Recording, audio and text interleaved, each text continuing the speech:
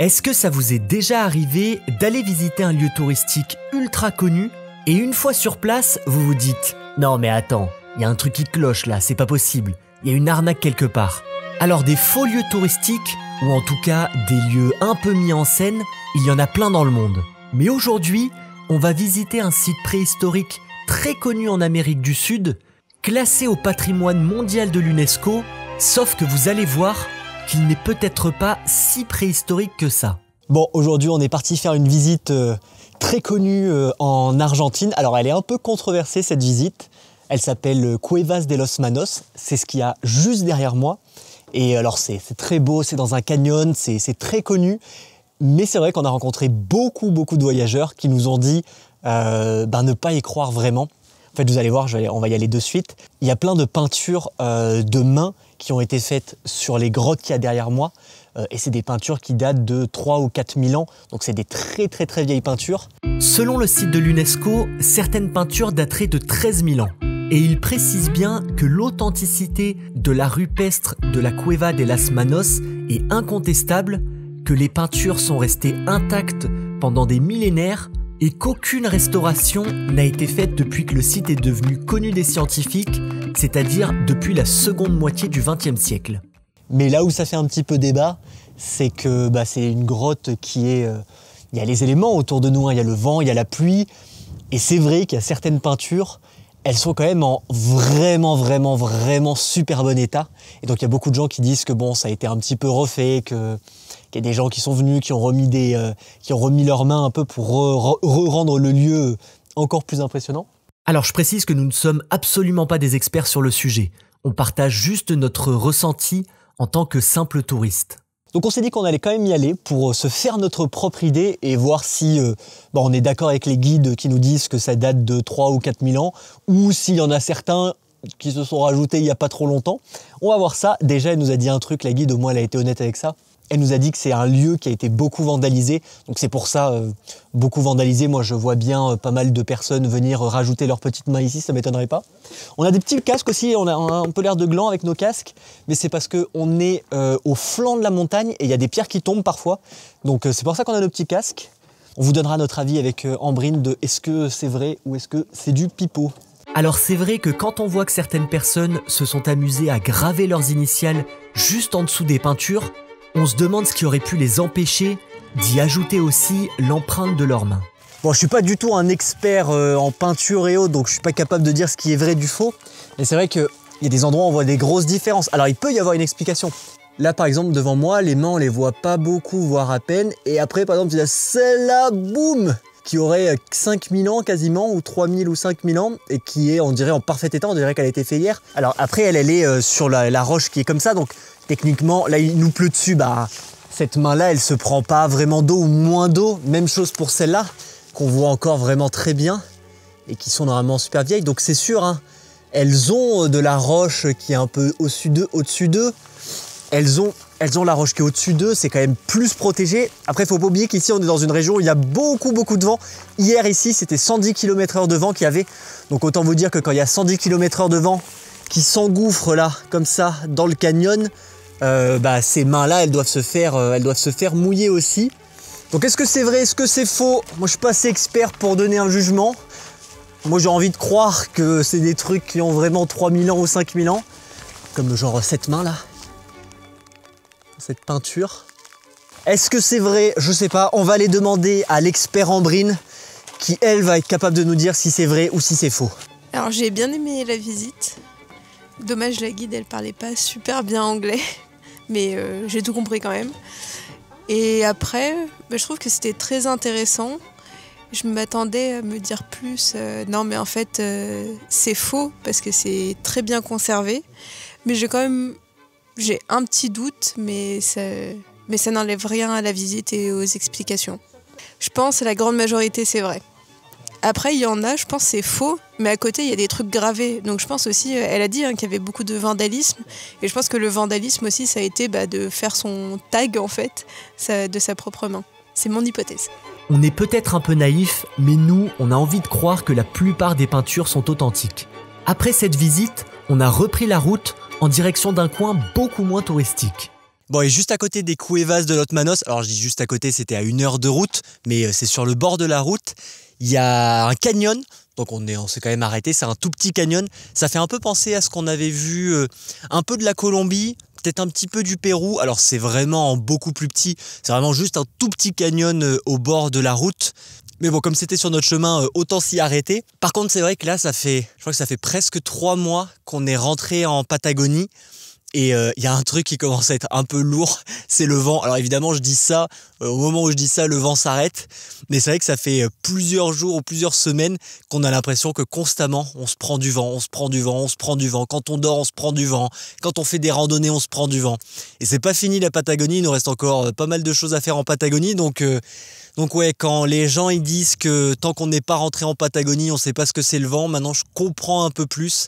Et je comprends pourquoi il y a tant de personnes qui, quand ils passent plusieurs mois dans la Patagonie, au bout d'un moment, ils disent que le vent, ça devient pas insupportable, mais ça commence à devenir vraiment chiant. Donc bon, on finit notre petite visite de ce canyon. Je te rappelle comment il s'appelle ce canyon, Ambrine ? Le canyon Tierras de Colores, d'après les informations d'Ambrine. On a ensuite repris la route en direction de la ville de Perito Moreno, et bonne nouvelle, car comme on s'éloigne des zones ultra touristiques, le coût de la vie redevient plus abordable.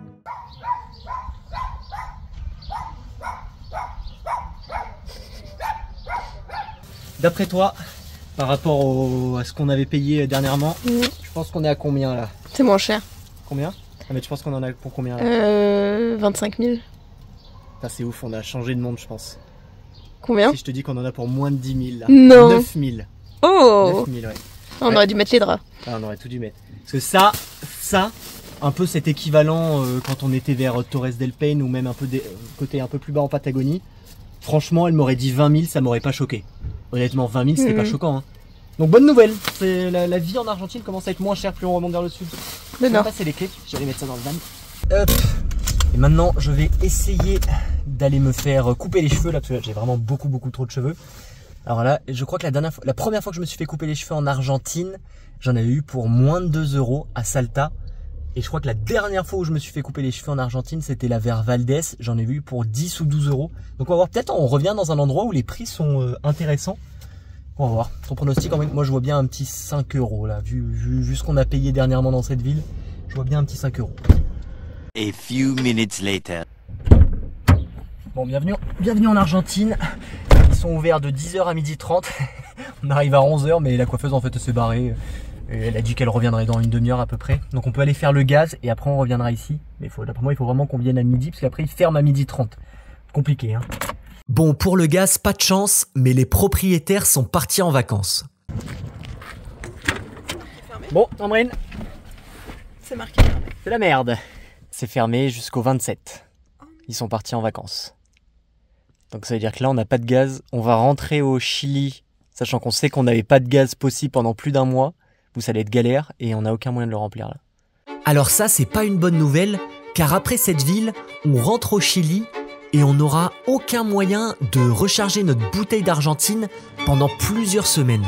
Car il n'y a pas de station de recharge sur la piste qu'on va emprunter. Mais bon, c'est pas grave, le plus important, c'est que la coiffeuse est de retour. Adieu la tour. Ça va, ça coûtait 6 000. Donc ça fait moins de 5 € quoi, ou 5 € à peu près. On a donc repris la route. Bon, en s'arrêtant pour manger, on s'est rendu compte que notre poignée de vieux est définitivement morte. Mais c'est pas grave, car alors qu'on avait abandonné tout espoir de trouver du gaz, juste avant de passer la frontière, on a rencontré la bonne personne. Il va monter. Bah laisse-le monter à ta place je pense. Et moi je mets où? Bah au pire tu m'attends là, tu m'attends dehors là. Bah attends-moi là au pire aussi. Non mais je t'attends là. Attends, je te file de l'argent. ¿De dónde vienen? De Francia. Ah, mira vos. En la ciudad Perito Moreno, pero la persona que puedo cambiar es en vacaciones. Y ahora vamos a Chile. Y después en Chile no puedo recargar porque es una botella de Argentina, so es porque quiero cambiar o recargar. La garrafa. Sí, la garrafa. Porque bien. después vamos a pasar unas meses en Chile. ¿Se quedan allá? Sí. ¿A qué parte van de Chile? Vamos un poco a no Mal. sé, la carretera austral, no sé cómo se dice. en Ah, español. sí. ¿Para el sur o más para el Sí, norte? no, un poco para el sur y después vamos a regresar en la norte. Qué viaje, che. ¿Cuánto hace que están en ruta? Ahora es 2 años y medio. ¿Que están viajando? Sí, sí. Oh. Es porque nosotros viajaremos y trabajo también en el ordenador. So, viajaremos 3 días y la 3 otros días trabajan por computadora, sí, online. Hola, ¿cómo está?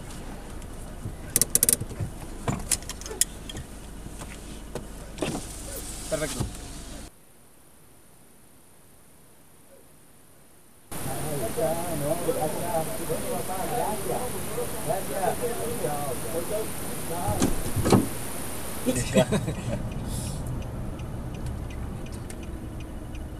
Buenísimo. Bueno. Muchas gracias. No, por favor, che. Muchas gracias. No, por favor, che. Que estés bien. Bye bye. C'est bon, on a réussi le gaz, mais impossible de le faire si on nous avait pas aidé. Là en fait on avait vu, il n'y avait rien marqué sur Overlander, mais on avait vu qu'il y avait une IPF gaz, mais évidemment ils n'en avaient pas à la IPF. Du coup c'est le mec de la IPF gaz qui m'a dit mais il faut que tu ailles vers dans cette rue. Il nous a montré cette rue, une grande rue hein, qui fait 5 km de long. Il a dit va dans cette rue et demande aux gens. Donc on est allé dans cette rue, on a demandé au petit truc là, et la madame, heureusement, elle était super gentille, elle savait pas du tout où c'était, mais elle a appelé un monsieur, et il y a un monsieur qui est venu, qui est sorti de nulle part au bout de 2 minutes, et qui est monté du coup dans la voiture avec moi, et qui m'a emmené, alors attends, je fais mon petit test, pardon Ambrine, et qui m'a emmené dans des petites rues annexes de terre et tout. Et en fait, au bout de toutes ces petites rues, il y a un mec random qui a sa petite maison et qui a je sais pas, il devait avoir, je crois que j'ai filmé un peu avec la dashcam, il devait avoir peut-être une 20aine ou une 30aine de bouteilles de gaz comme ça. Et donc il faisait des échanges, ça nous a coûté 25 000, donc ça nous a coûté globalement le même prix que quand on l'a échangé dans des stations-service ou autres. Donc top, c'est-à-dire qu'on n'aura pas besoin de revenir en Argentine pour changer notre bouteille, mais sinon, genre impossible de trouver cet endroit s'il n'y a pas quelqu'un qui t'aide quoi. Enfin bref, c'est quand même une bonne nouvelle parce que là, là on rentre au Chili, là dans 5 minutes on rentre au Chili. Et dans cette partie du Chili, la Carretera Austral, là tout ce qu'on va faire, on a eu plein de retours de voyageurs qui nous ont dit attention, super difficile de recharger sa bouteille de gaz. Comme nous on a des bouteilles d'Argentine, on ne pourra pas les changer au Chili. Donc c'est pour ça qu'on voulait absolument la changer avant de rentrer au Chili pour pas avoir se retrouver dans tous les problèmes qu'on a eu au Brésil et autres. Mais bon, c'est une bonne nouvelle Ambrine, c'est une plutôt bonne nouvelle. Donc on va installer tout ça et après on reprend la route. Oh là là. Donc bref, on installe tout ça et après on reprend la route. On a ensuite parcouru les derniers kilomètres jusqu'à la frontière et comme d'habitude au Chili, ils ne rigolent pas avec les contrôles. Et voilà, nous repassons encore une fois la frontière du Chili. Il a bien vérifié, il a vérifié sous le lit, il a vérifié dans des endroits que personne n'avait jamais vérifié avant. Genre sous les trappes là où on peut s'asseoir. Il a vérifié le frigo et tout, mais il n'a pas trouvé les œufs par exemple. Et après il a vu du coup la verduras, mais comme c'était cuisiné, il m'a dit si es cocinar es bueno. Et il a dit même les œufs, il a dit tout ce que tu peux tout prendre tant que c'est cuisiné, ça nous va. Donc allez, direction, je sais pas où, mais on y va en tout cas en Ambrine. Comme c'est la fin de journée, on va aller sur le premier spot qu'on trouve, qui vous allez voir n'est pas mal du tout, et on a dû y passer un peu plus de temps que prévu, car encore une fois, on s'est fait prendre par une mini tempête de vent. Bon regardez le premier spot qu'on vient de trouver au Chili. Alors bon, comme je disais juste avant, en Patagonie, bonjour le vent hein. Là il y a du vent, il y a du vent, il y a du vent, c'est un peu relou. Mais regardez ça, on a le van qui est juste là au milieu des herbes.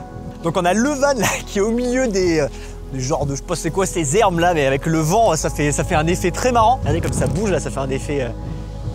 Il y a du vent, voilà, on les voit bien bouger celles-là surtout là. On est certes rentré au Chili, mais on est toujours en Patagonie et il y a toujours autant de vent.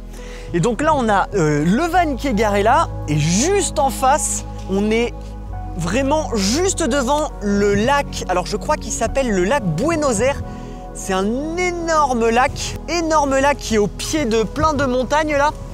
Parce que là l'idée c'est que maintenant on va prendre la direction de la Carretera Austral. C'est une très belle route apparemment à faire au Chili. Et donc on va longer un peu plein de montagnes enneigées et autres. Parce que moi hier je suis allé me baigner hein, dans ce lac. Et bah, je peux vous dire que alors l'eau elle est vraiment parfaitement claire. Mais je peux vous dire que elle est froide. Là je pense que c'est Il doit y avoir un peu tous les glaciers qui sont autour, qui remplissent le lac. Et bah, je peux vous dire qu'elle est bien froide. Mais donc très agréable cet endroit, belle petite trouvaille. Alors ce qui est dommage, c'est que je voulais faire voler le drone, mais avec le vent qu'il y a, je suis pas sûr que ce soit la meilleure idée. Donc on serait bien resté un petit peu plus longtemps, mais bon non, faut qu'on avance. On a dit que maintenant on arrête de passer 5 jours dès qu'on trouve un bel endroit.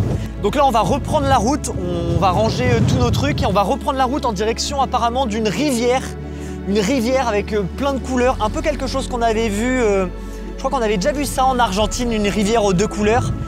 Mais donc c'est notre objectif d'aujourd'hui, en espérant que le vent ne se lève pas plus. Regardez comme il est camouflé le van là. Il est vraiment en mode...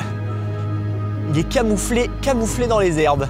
On a donc pris la direction de la Carretera Austral, une des pistes les plus connues du Chili, mais ça, vous le verrez dans le prochain épisode. Merci d'avoir regardé cette vidéo et à la semaine prochaine. Ciao!